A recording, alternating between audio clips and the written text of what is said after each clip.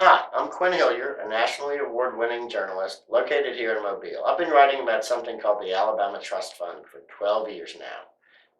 Why do I bring this up? Because on the ballot on September 18th, not November, but coming right up, there's going to be an election to decide whether or not to raid something called the Alabama Trust Fund.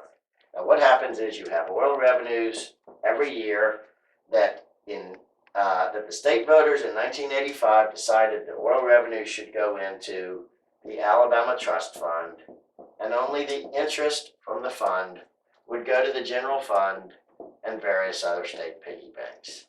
In the year 2000, they changed it, and only 65% started going into there, and 35% was diverted. They also made some other changes. The upshot of this all, already before this amendment gets on, we have gone down from what would have been under the pre-2000 system $4.1 billion in the Alabama Trust Fund. Instead, the trust fund is only $2.4 billion. We've lost 40% of what could have been the value of it. Now comes Governor Bentley.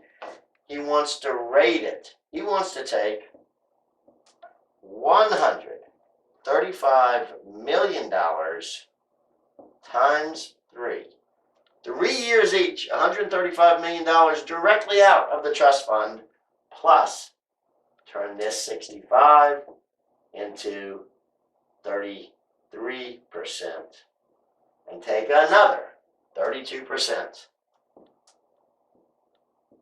into the various piggy banks. So what happens? Not only do you take out a grand total of $437 million out of the fund that's already there, but you replenish it by only half of what was going in there in the first place. So you can't even make up for the money that you're losing. And what this would do in the long run is hurt the state's bond rating, which in the long run also means state taxpayers are going to take it on the chin. That is what is at stake right now, and it's not even necessary. I'll give 2 examples. The governor's own commission that he hasn't publicly reported on much yet, that looked at possible savings in state government. I'm going to move over here because I'm going to give some other numbers. It says you can save $82 million a year by offering early retirement to just 1,500 state workers out of 11,000 that are of the age that could do it. You could save another $48 million a year just by the simple step of making all state checks electronic transfer instead of paper. Right there, that's $130 million. What's this? 135? In 2 steps, you save as much money as he says they need to raid in the trust fund. And all in all, his commission and other commissions has identified $231 million in savings.